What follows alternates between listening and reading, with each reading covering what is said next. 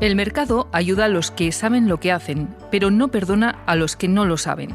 Con esta frase, el gran inversor Warren Buffett avisa de la importancia de adquirir conocimientos sobre finanzas antes de lanzarse a invertir. Una opción que gana cada vez más adeptos en el momento actual de tipos de interés cero. Cuando el ahorro vale cero, el dinero hoy vale cero, de golpe y porrazo nos convertimos en inversores. De golpe y porrazo la banca ya no nos ofrece imposiciones a plazo fijo, sino que cuando vamos ahí, oye, yo tengo un fondo que va muy bien. Claro, la primera pregunta es, ¿usted sabe lo que es un fondo?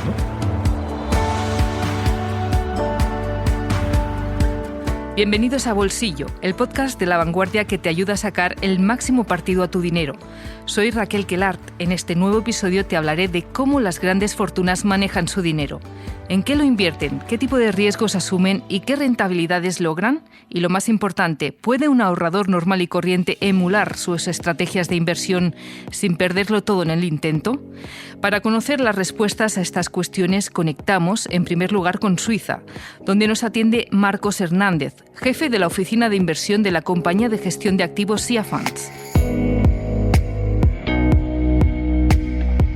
Hola Marcos, gracias por atendernos. Muchísimas gracias, es un placer. ¿Cuál es el primer paso que suelen dar los multimillonarios para gestionar su patrimonio? Si hablamos de grandes fortunas, o sea, de varios cientos de millones, lo más normal, pues luego hay casos diferentes, pero lo más normal es que creen un family office. Entonces un family office es la empresa que les va a gestionar el patrimonio. Ese family office normalmente está compuesto de distintos profesionales y distintos expertos, pues expertos de renta fija, expertos en acciones, expertos en inmobiliario, dependiendo de dónde van a querer invertir el dinero. Imaginaos si tuvierais 500 millones, pues sería muy importante gestionarlo bien, lleva mucho tiempo. Y claro, lo más importante, teniendo en cuenta que ya tienes el dinero, lo más importante es no perderlo, ¿no? Compañías como la vuestra mueven el dinero de personas con un patrimonio superior incluso a los 500 millones de euros. ¿Cómo una familia puede llegar a amasar toda esa fortuna? Lo más normal son empresarios, porque realmente la manera de que alguien acumule ese capital es teniendo la suerte y haberlo hecho bien, ¿no? Y de haber montado una empresa y que esa empresa haya ido bien y a lo largo de los años pues se acumula ese capital, ¿no? Entonces, si uno está gestionando una empresa y es experto en esa empresa, imaginaos que a lo mejor es una empresa de, no sé, aeronáutica, pues tampoco tiene los conocimientos de finanzas necesarios para invertir. Y la inversión no es nada fácil. Yo os puedo decir que llevo 30 años y me equivoco muchísimas veces y otras veces pues voy detrás del mercado, ¿no? Pero además de rodearse de expertos en inversión, las grandes fortunas saben que diversificar es fundamental. Marcos, ¿cómo se seleccionan aquellos activos que formarán parte de la cartera del millonario? Entonces hay pues 6 o 7, 8 o 10 activos donde se puede invertir. Hay renta variable, que es la bolsa, esos son empresas. Luego tienes los bonos, las obligaciones, o sea, la renta pública, renta fija pública y renta fija privada, ¿no? Eso sería otro gran activo. Y luego tienes el inmobiliario, que es muy importante porque a los grandes patrimonios les gusta mucho tener activos reales y les gusta mucho invertir en inmobiliario. Y luego a partir de ahí, a una medida un poco más pequeña, pues tenemos otros temas como podrían ser pues private equities o hedge funds o incluso obras de arte o oro o materias primas, ¿no? Eso ya desde un punto de vista un poquito más marginal, no desde las grandes. Las grandes partes tienen que ser de renta fija y renta variable. Además de contar con los consejos de su equipo de asesores financieros, los más ricos también tienen una amplia red de contactos, lo que les permite encontrar oportunidades de negocio que pasan desapercibidas para el resto. Sí, nosotros hemos tenido inversores que tenían incluso empresas. Teníamos uno hace unos años que se había comprado una empresa de petróleo en Omán, ¿no? Y claro, te extraña un poco porque al final pues es un riesgo. Es decir, tú no puedes meter el 100% de tu capital en una empresa de petróleo en Omán, es demasiado riesgo, ¿no?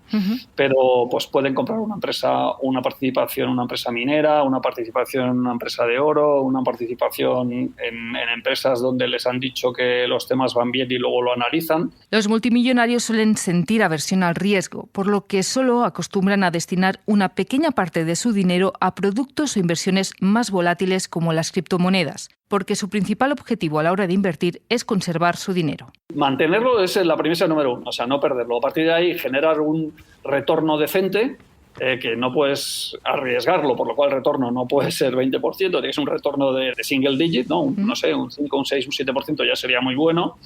Y a partir de ahí, pues ya ver un poco dónde quieres meterte y dejar un poquito, si acaso, pues para especular, ¿no? Porque al final, si tú especulas con el 1% de tus activos, pues te da un poquito igual, ¿no? Y la última pregunta, Marcos. ¿Hay diferencia entre el tipo de activos en los que invierte un ahorrador común y en los que invierte un multimillonario? Pueden invertir en lo mismo, pero claro, la escala te da mucho potencial. Es decir, al final, el gran patrimonio que tiene mucha información, tiene un equipo de profesionales en los que delega el trabajo y tiene además escala, es decir, tiene millones para invertir. Entonces, comprarse un edificio en el centro de Madrid no lo puede hacer un pequeño inversor. Se podría comprar una acción de una compañía inmobiliaria cotizada, un poco como proxy, ¿no? Pero no podría comprarse el edificio en sí.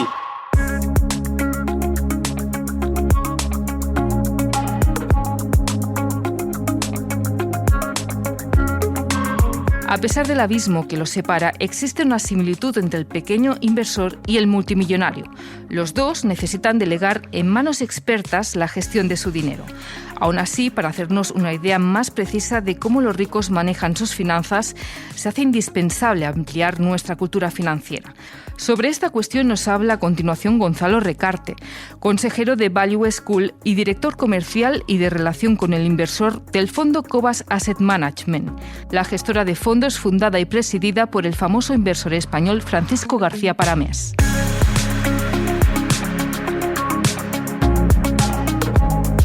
Bienvenido, Gonzalo, gracias por estar aquí con nosotros. El placer es mío, muchas gracias por invitarme. ¿Qué valores hay detrás de un gran inversor? Bueno, valores como tal yo no los definiría como valores, porque nosotros siempre hemos defendido que para ser un buen inversor no hace falta tener un coeficiente intelectual muy alto. Lo que hay que tener es, sobre todo, nosotros entendemos que lo que hay que tener es una buena actitud frente a las inversiones. Puedes tener muchos conocimientos, muchas habilidades, pero la actitud es lo que prima para llegar a ser un buen inversor.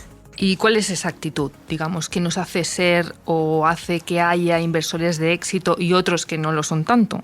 Pues fundamentalmente la actitud frente a los sesgos que nos impiden tomar buenas decisiones de inversión a largo plazo. Háblame, Gonzalo, de estos sesgos que todo buen inversor tiene que evitar. La aversión a la pérdida, el efecto manada, el no dejarse llevar por las emociones, que si bien es cierto que como seres humanos nos sirven en nuestro día a día, a la hora de tomar decisiones de inversión son cosas que nos afectan negativamente y que tenemos que saber controlar. Evidentemente, la paciencia, ser paciente, es una de esas actitudes de los grandes inversores. Sí, la paciencia es fundamental porque, de hecho, es uno de los principales retos a los que nos enfrentamos las entidades de inversión, con las nuevas generaciones que quieren todo rápido y ya. Y ya lo decía Warren Buffett en su momento, la historia de los mercados han demostrado que muchas veces el inversor medio prefiere empobrecerse rápidamente a hacerse rico lentamente. Bueno, además de director comercial y de relaciones del fondo Cobas, eres consejero de Value School. ¿Qué es Value School y qué objetivos persigue este proyecto? Cuando montamos el proyecto Cobas, siempre pensamos que teníamos que proporcionar a la sociedad parte del aprendizaje que habíamos adquirido durante los últimos 25 años, o la experiencia de Francisco García Paramés en los 25 últimos años como inversor. Y Value School lo definimos como un punto de encuentro en un mundo digital donde poder ir aprendiendo cada uno a su paso sobre diferentes conceptos y habilidades que te van a permitir ser mejor inversor. Los fondos de inversión pueden usar diferentes estrategias. Una de ellas es la inversión en valor, que consiste en invertir en compañías que cotizan por debajo de su valor real. Y tienen en común uno de sus máximos referentes, Warren Buffett.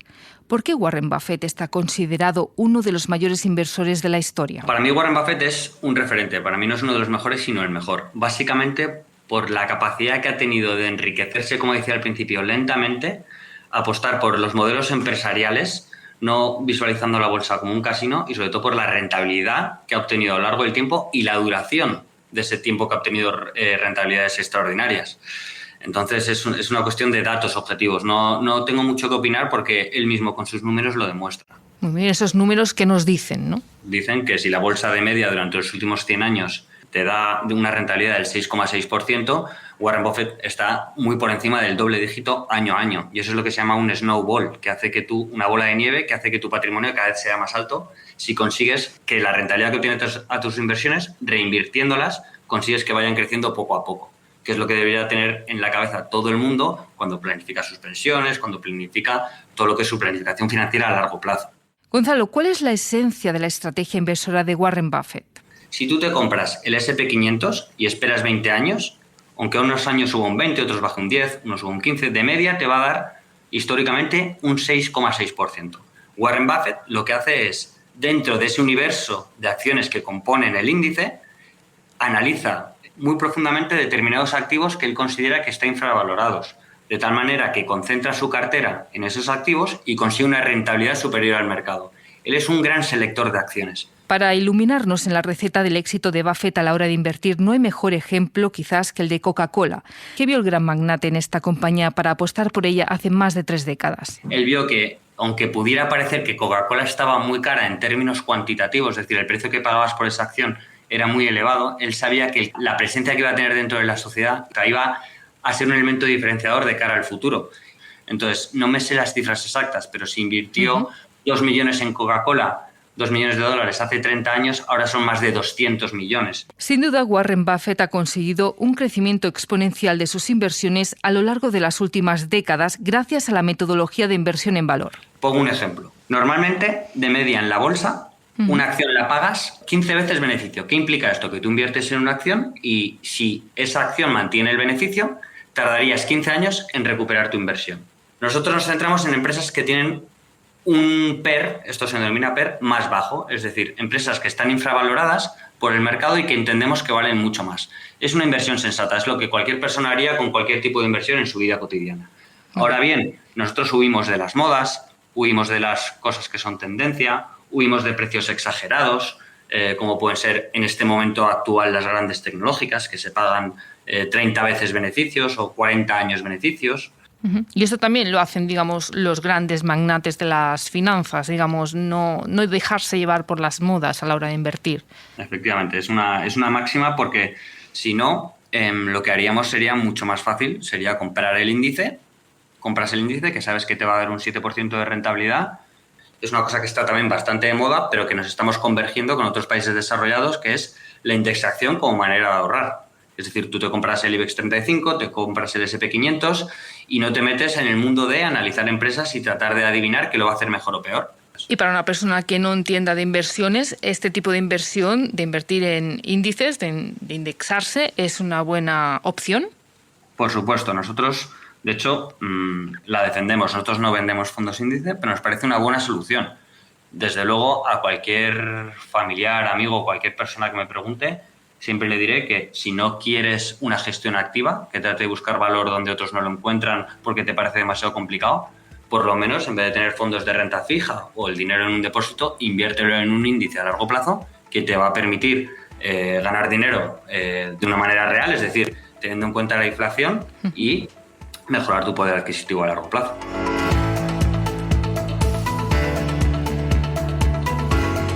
Para tener una radiografía más precisa de las inversiones por las que se decantan los ricos a la hora de invertir, hacemos un repaso del ranking de las grandes fortunas de la mano de mi compañero Luis Flori. Hola, Luis. Hola, Raquel. Si miramos los primeros puestos de la lista Forbes, nos encontramos con los sospechosos habituales. ¿Te viene alguno a la cabeza? Por supuesto, Jeff Bezos, que está arriba en el ranking, ¿no? Así es, de los más ricos y de los más activos invirtiendo. El fundador de Amazon tiene el 11% de la empresa y va vendiendo acciones para financiar, pues, otras aventuras. La principal, Blue Origin, de viajes espaciales. En ella invierte unos $1.000 millones al año.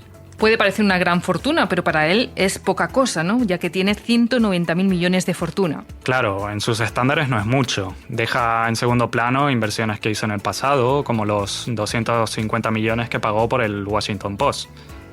Bezos además cuenta con otras inversiones. Son menores, pero son en empresas que pueden marcar un poco el paso del futuro. ¿Qué nos encontramos? Nos encontramos, pues, por ejemplo, Plenty, que quiere disparar la producción agrícola, o Grail, una biotech que lucha contra el cáncer. A todo esto tenemos que sumar participaciones en otras grandes como Uber, en Airbnb, en Ladrillo, y nos encontramos otras muy curiosas como, ojo al dato, una empresa que hace los recipientes de cristal en los que van las velas. Nunca me hubiera imaginado que hay gente que invierte en empresas como esta, pero sí. Hablando de inversiones raras, se me viene a la mente Elon Musk. Sí, ha sido noticia estas últimas semanas, pues está en todas las noticias. Lo asociamos siempre a Tesla, pero Musk tiene todo un entramado de compañías de lo más variopintas. Con la fortuna que ha amasado con los coches y vendiendo la precursora de PayPal que él fundó, ha invertido en los cohetes espaciales de SpaceX, una de las compañías no cotizadas más grandes del mundo, tenemos que decirlo. Además en los túneles de Boring Company, en los paneles solares de SolarCity, también tiene los satélites de Starlink, la tecnológica Neuralink. O sea, Elon Musk lo quiere todo. La verdad es que es el inversor que busca sus sueños. Parece que todo lo que toca es oro, pero fracasó con una inversión en una empresa para secuenciar el genoma. Bueno, es que no se puede triunfar en todo. Luis, mencionas fortunas americanas, pero ¿no se cuela nadie, ninguna fortuna europea entre las más grandes? Sí, encontramos al francés Bernard Arnault. El nombre quizás no suena y es un desconocido para el gran público, pero si yo digo Bulgari, Loewe, Tiffany, Chandon, Dom Perignon, la cosa empieza a sonar, ¿no? Porque Arnault capitanea la empresa que dirige todas estas marcas, Louis Vuitton, Moet Hennessy. Siempre ha estado ligado a este sector, pero de Arnault podemos apuntar que tiene una participación de más del 5% en Carrefour, que no es poca cosa, y también invierte en Hermès, que es su competencia. Hemos repasado los tres más ricos, también están por el medio Warren Buffett y Bill Gates. ¿Qué grandes enseñanzas podemos extraer de las inversiones de estos multimillonarios? Yo creo que hay dos grandes lecciones. Primero han impulsado sus empresas y luego han invertido en otras. Es decir, la fortuna que han ganado con ellas les sirve para invertir en, nuevos proyectos, nuevas empresas o directamente en sus sueños. Eso sí, sin abandonar lo que les da ese flujo de dinero continuo. ¿Y qué más se puede destacar, Luis? Para cerrar, yo incidiría en el dar y en el recibir. No sabemos si es para mejorar su imagen o para devolver al mundo todo lo que les dan, pero suelen donar una buena parte de su fortuna. Gracias, Luis. Por cierto, ¿sabes quién es el más rico de España? ¿Apostaría por Amancio Ortega? Sí, y sobre él hablamos con el último invitado del podcast, Ricard Montes, asesor financiero y director de Midones Serveis Financers. ¿Cómo un pequeño ahorrador o inversor puede llegar a emular las inversiones, por ejemplo, de Amancio Ortega, el dueño de Inditex? Yo como pequeño consumidor o como pequeño ahorrador, ¿yo cómo puedo llegar? No sé, pongamos un ejemplo, pues las inversiones que hace el señor Amancio Ortega. Indudablemente yo no tengo sus asesores, indudablemente no puedo comprar un edificio en el Paseo de Gracia o en la Castellana o en el centro de París, pero sí que puedo tener instrumentos que me permiten tener esos activos y poder obtener un rendimiento parecido a los que puede obtener, en este caso, pues una persona que ha hecho una gran fortuna, ¿no? Como es el señor Amancio Ortega. ¿Qué instrumentos son estos? Pues al fin y al cabo son fondos de inversión. Hay fondos inmobiliarios y esos fondos inmobiliarios no dejan que hacer otra cosa que es lo que hace el señor Amancio Ortega con sus asesores, y es invertir pues también en edificios que pueden estar en la Diagonal de Barcelona o pueden estar en el centro de Madrid y que luego se alquilan y dan un rendimiento. Y eso puede hacerlo cualquier persona. Eso, afortunadamente, desde hace 2 años, la mayoría de los bancos tienen una cosa que se llama arquitectura abierta. Es decir, aparte de poder ofrecernos sus fondos, los fondos de su gestora, pueden ofrecernos los fondos de terceros. Esto no se ha dado mucha publicidad, porque si yo tengo una fábrica de zapatos, lo que voy a intentar es vender mis zapatos, porque es donde yo tengo más margen. Ahora bien, también puedo vender otros zapatos de otras marcas. Entonces, como eso es así, y ya la mayoría de entidades han abierto esas compuertas, porque es una cosa donde nos lleva al mercado, resulta que podemos acceder a esos fondos. En la última década, los fondos de gestoras internacionales han irrumpido con fuerza en España y han dejado de ser un producto solo de ricos. Según datos de la asociación Inverco, estas firmas han multiplicado por 5 el volumen de fondos comercializados en el país hasta alcanzar los 190.000 millones de euros hasta marzo. ¿Qué sucede? Son fondos que están gestionados por gestoras independientes. Robeco, Pictet, Amundi, la gestora que más fondos indexados tiene, Vanguard, etcétera, etcétera, etcétera. Claro, ahí no ellos no tienen conflicto de intereses en este aspecto. Y como no más han dedicado a vender esos fondos, tienen que ser muy competitivos. ¿Por qué? Porque es que si no, no los venderían. Entonces esos fondos, a partir del momento que han ido a plataformas todos a competir, y esas plataformas lo distribuyen por los diferentes canales, incluido la banca, entonces tú tienes acceso a ellos. ¿Cuál es el principal reto que tiene la banca ante el aumento de interés de sus clientes por la inversión? De golpe y porrazo la banca ya no nos ofrece imposiciones a plazo fijo, sino que cuando vamos ahí, oye, yo tengo un fondo que va muy bien. Claro, la primera pregunta es, ¿usted sabe lo que es un fondo? Y entonces ahí nosotros hemos de hacer muchas preguntas a nuestro banquero. Oye, ¿este fondo en qué consiste? ¿Este fondo qué tiene? Yo te hablaba hace un momento de un fondo que es el Robeco Global Internacional. Bien. Si yo te enseño la cartera de este fondo, verás, te voy a leer las primeras posiciones. Probablemente las conoces casi todas.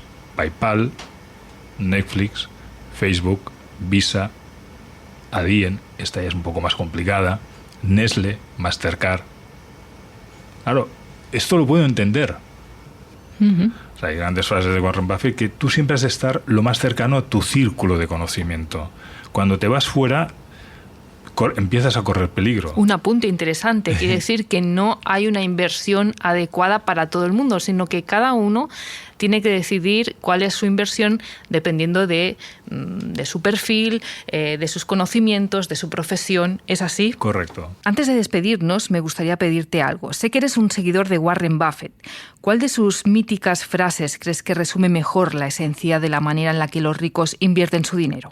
Te voy a decir 3 muy rápidas que creo que tu audiencia va a entender de forma rápida. Mira, la primera es, no ahorres lo que te queda después de gastar. Gasta lo que te queda después de ahorrar. Esta es muy importante porque es la forma con los ahorros donde luego vas a llegar a invertir. Luego hay otra que la hemos mencionado de forma indirecta. La bolsa es un mecanismo por el cual se transfiere dinero del impaciente al paciente. Y por último, a mí hay una que en principio pues me gusta mucho porque va en reflejo también de esta paciencia, ¿no? Algunas cosas solo necesitan tiempo. 9 mamás no hacen un bebé en un mes. Y es cierto, cuando hacemos inversiones, todos esperamos ser ricos mañana. La riqueza la da el tiempo, la paciencia y tener estómago cuando las cosas van mal. A todos nos enseñaron que el interés es igual a capital por rédito por tiempo. Y cuando vamos a un banco, le preguntamos por la R. Oiga, ¿y el rédito? ¿Esto de rédito cuánto me va de rédito?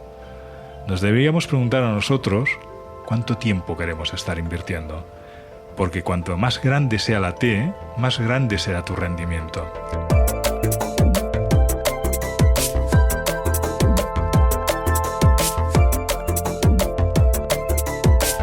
Y bien, con esta interesante reflexión llegamos al final del podcast. Muchas gracias por haber compartido con nosotros estos minutos. Por mi parte ha sido un placer. Te espero en el próximo episodio de Bolsillo. Hasta entonces te deseo mucha felicidad y prosperidad económica.